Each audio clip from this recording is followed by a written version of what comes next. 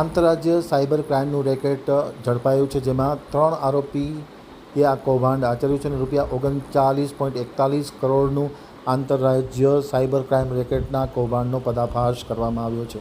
અમદાવાદના 2 આરોપીની ધરપકડ કરવામાં આવી છે. હવે જોઈએ ગાંધીનગર આમતક ન્યૂઝ બ્યુરોમાંથી જે.કે. પટેલનો એક વિસ્તૃત અહેવાલ. ₹39.41 કરોડનું આંતરરાજ્ય સાયબર ક્રાઇમ રેકેટનો પર્દાફાશ કરવામાં આવ્યો હતો. અમદાવાદથી 2 મુખ્ય સૂત્રધારોની ધરપકડ કરવામાં આવી છે. Cyber centre of excellency racket દ્વારા આ પર્દાફાશ કરવામાં આવ્યો છે. 16 રાજ્યમાં ફેલાયેલા ગુનાહિત નેટવર્કનો ખુલાસો કરવામાં આવ્યો છે. દેશમાં નોંધાયેલી 59 સાયબર ગુનાઓનો આ ભેદ ઉકેલાયો છે. 3 મોબાઈલ ફોન અને ₹5 લાખની રોકડ રકમ આરોપી પાસેથી જપ્ત કરવામાં આવી છે. આરોપી દ્વારા આર્થિક રીતે નબળા વેપારીઓને લાલચ આપી અને તેમને ફસાવતા હતા. તેમના બેંક એકાઉન્ટ ભાડે મેળવી આ નાણાં ફેરવવામાં આવતા હતા.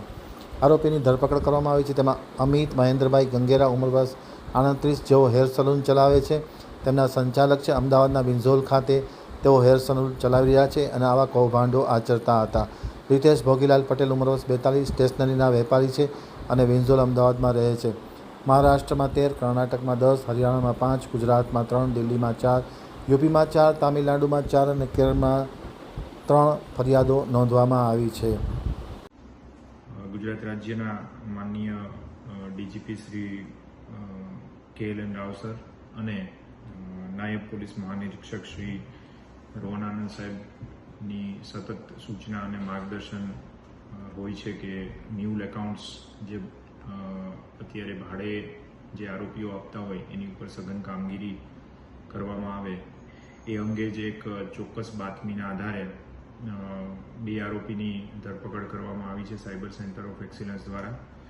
અને જે આ 2 આરોપીઓ છે એને ટોટલ 11થી વધુ એકાઉન્ટ છે એ મ્યુલ એકાઉન્ટ્સ તરીકે આપેલા છે, જેમાં 59 એટલે કે 59થી વધુ સાયબર ક્રાઇમના ગુના ઓનલાઈન એમાં રજીસ્ટર થયેલા છે અને ટોટલ જે ફ્રોડ છે એ 39.41 કરોડ એટલે 39.41 કરોડ જેટલો છે. અલગ અલગ રાજ્યની એસીકે છે, જેમાં કર્ણાટક, હરિયાણા, દિલ્હી, તમિલનાડુ, ઉત્તર પ્રદેશ વગેરે રાજ્યોની પણ એસીકે છે આમાં સામેલ છે. જે આ 2 આરોપીઓ છે એમાં એક આરોપી છે અમિત મહેન્દ્રભાઈ ગંગેરા અને બીજા છે એ રીતેશ કુમાર ભોગીલાલ પટેલ, બંને અમદાવાદના રહેવાસી છે.